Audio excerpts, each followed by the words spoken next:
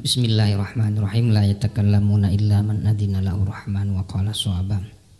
Bismillahirrahmanirrahim. Assalamualaikum warahmatullahi wabarakatuh. Yang saya muliakan keluarga besar BNPT dan FKPT Provinsi Banten, rektor beserta jajaran, narasumber dan sahabat-sahabat semua, izinkan saya berbagi pengalaman dan mencoba membaca kegiatan narasi di media sosial selama masa pandemi ini.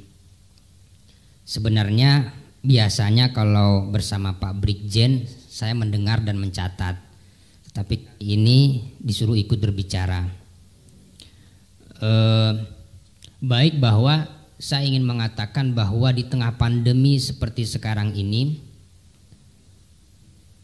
narasi di media sosial tidak menurun tetapi meningkat.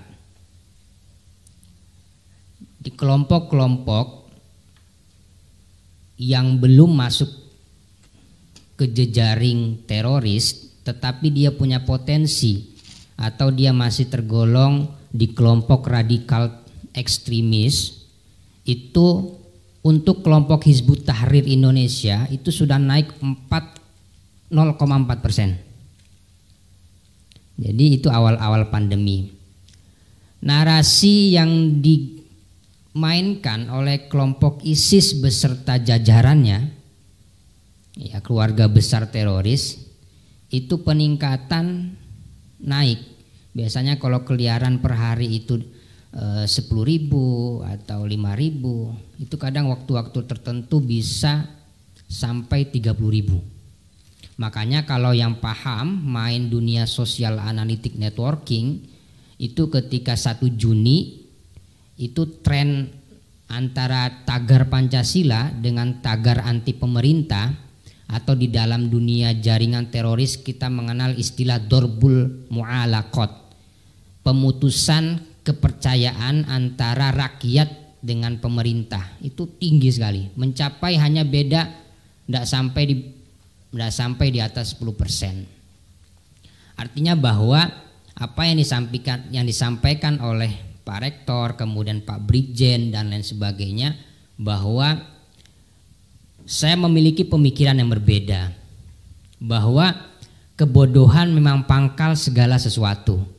Tetapi saya katakan juga bahwa hoaks itu diproduksi oleh orang pintar yang tidak bertanggung jawab dan dikonsumsi oleh orang baik yang bodoh. Jadi hoaks itu diproduksi oleh orang pintar yang tidak bertanggung jawab. Kalau bahasa akademiknya, dia ilmiah tetapi tidak amaliyah. Dia ilmiah tetapi tidak amaliyah. Karena apa? Adik-adik yang mahasiswa, guru besar dan lain sebagainya, saya ingin mengatakan bahwa al-ilmu syai'un wa mas'uliyatul ilmi syai'un akhar. Informasi, pengetahuan, pembacaan kita terhadap sesuatu itu baru sekedar informasi, tetapi pertanggungjawaban itu sesuatu yang lain. Orang yang tidak mampu mempertanggungjawabkan keilmuan dia, maka dia berpotensi untuk melakukan sesuatu yang tidak sebagaimana mestinya. Dan itu dilakukan oleh kelompok ekstremis, ya radikalis, ya teroris. Kenapa saya mengatakan begitu? Bahwa mereka melepaskan tanggung jawab terhadap apa yang mereka lakukan karena melepaskan teks dengan konteks dan kontekstualisasi. Jadi kalau di Quran mereka melepaskan yang namanya asbabun nuzul, kalau di hadis sababul wurud. Jadi mereka melepaskan kayak ayat-ayat yang dikutip oleh yang coba dipaparkan oleh Pak Kurnia tadi, bahwa ayat-ayat yang dikutip semuanya itu tidak berkenaan dengan aspek kegiatan.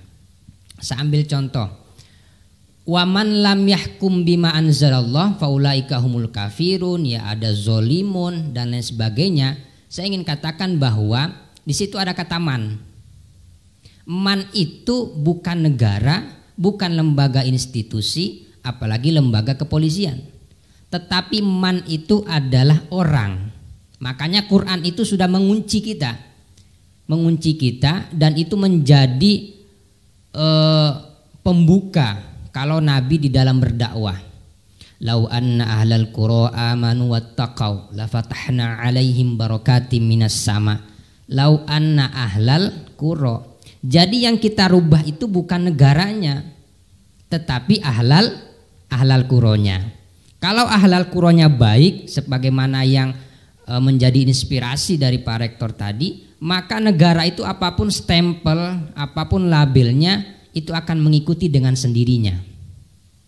Karena kalau ahlal quronya tidak baik, sebagus apapun negara itu labelnya, walaupun negara Islam, itu tidak menjadi baik. Itu baru satu ayat. Kemudian ada juga tadi ayat yang dikutip tentang udkhulu fis-silmi kafah misalnya. Nah, kafah di dalam Al-Quran itu berkaitan dengan kemampuan seseorang. Nah, pertanyaan saya adalah, kalau kita ingin berislam secara kafah, maka parameternya Nabi, bukan guru. Nah, pertanyaan berikutnya adalah, siapakah yang bisa menyamai kualitas maupun kuantitas kita di dalam beribadah dan beragama seperti yang dilakukan Nabi? Tidak ada. Maka di dalam Al-Quran itu tafsir apapun ketika kita membaca, yang dinamain kafah itu adalah semampu dan semaksimal kita selama dia tidak bertentangan dengan syariat. Makanya Pancasila itu kenapa dia menjadi titik temu? Karena al-Pancasila la tukhalifu bisyariah, karena Pancasila tidak bertentangan dengan Pancasila, dan kemudian yuwafiq bisyariah, selaras dengan nilai-nilai agama, dan kemudian hiya asyariah bi'ainiha, bahwa Pancasila merupakan jelmaan dari masing-masing agama yang disemprot kemudian disatukan, dan itu menjadi payung kita bersama. Nah, di tahun 1990 itu mulai dari Surabaya, dan saya punya dokumen sekitar 10 halaman, itu terkait dengan satu tulisan berjudul Al-Pancasila hiya falsafah kufur. Jadi Pancasila itu falsafah kafir, ya, falsafah kafir. Dan 10 halaman ini berbahasa Arab dia. Nah, ini disebarkan dan dikaji termasuk oleh kelompok Khilafatul Muslimin, kemudian termasuk juga kelompok Hizbut Tahrir Indonesia. Kalau Hizbut Tahrir itu dulu yang mengaji kelompok ITS, ya. Kemudian juga ada kelompok Salafi yang gerakan, yang politik, yang Harokiyah ini. Karena memang Jamaah Tabligh itu dalam pasca Pilpres 2014 dia ada pecah. Kalau sebelumnya tidak ada pecah, sekarang sudah ada pecahannya. Nah, maka oleh sebab itu saya ingin mengatakan bahwa tujuan dari semua kelompok radikal dan teroris ini semuanya berujung dengan menegakkan khilafah Islamiyah atau daulah Islamiyah atau apapun istilahnya, semuanya seperti itu. Makanya saya di media selalu ngotot mengatakan bahwa HTI itu teroris. Saya sampai getol seperti itu karena apa? Juru bicara Hizbut Tahrir di Indonesia termasuk juga pimpinannya itu sudah berbaiat dengan Abu Bakar Al-Baghdadi. Dan kemudian ketika kita mencoba mengcounter narasi mereka di media sosial, ini segera mereka take down. Akhirnya kalau teman-teman cari di Google nggak bakal dapat. Tetapi kalau yang tugasnya seperti saya itu pasti punya copy pastenya. Nah, mereka memang membaca situasi, kemudian mereka melakukan narasi-narasi di media sosial untuk memutus mata rantai kepercayaan rakyat dengan pimpinan. Nah, kalau orang sudah tidak percaya dengan rakyat dan pimpinan, maka yang terakhir mereka lakukan adalah istilamul hukum. Istilamul hukum itu sebuah upaya sebelum melakukan aksi nyata. Karena memang nanti di jedahnya itu gerakan radikal dan teroris ini melakukan yang namanya tolabun nusroh. Tolabun nusroh itu upaya pendekatan kepada pihak keamanan seperti kepolisian dan tentara. Maka sekarang itu mereka memang lagi memfokuskan bagaimana upaya mendekatin orang-orang yang memiliki jabatan yang strategis. Nah, ketika mereka sudah merasa memungkinkan untuk melakukan aksi, maka mereka akan melakukan kudeta. Maka saya orang yang tidak sependapat bahwa Hizbut Tahrir itu misalnya itu orang yang tidak melakukan tindakan kekerasan.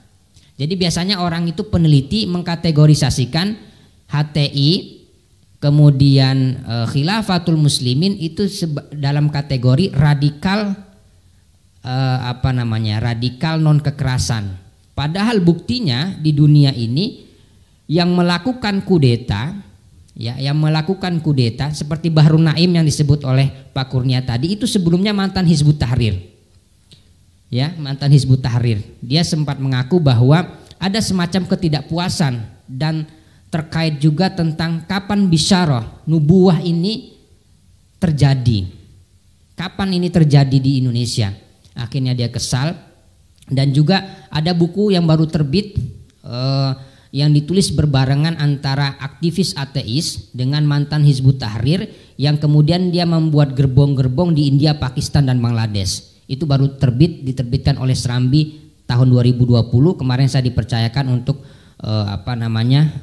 menguji narasi yang ada di dalam itu.